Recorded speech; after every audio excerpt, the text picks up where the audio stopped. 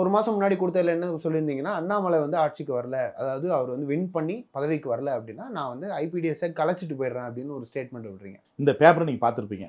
So இதுதான் வந்து அண்ணாமலைக்கு நான் வந்து வச்ச பிக்சர்.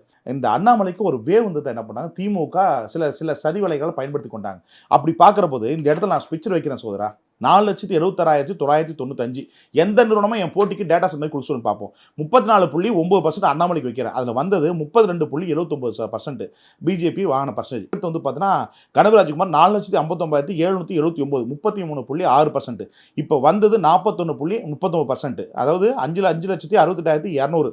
அதுக்கடுத்து 2,96,903 21% வந்து செஞ்சை ராமச்சந்திரன் வாங்க வேண்டியது. இப்போ வாங்கினது 2,36,000 ஓட்டு 17.23. ஸோ நான் சொன்னதுக்கும் இதுக்கு என்ன டிஃபரெண்ட் இருக்கு சொல்லுங்க. சில பகுதியில் வந்து பிஜேபி வராம டிஎம்கே போயிருக்கு, கன்வெர்ட் ஆயிருக்கு.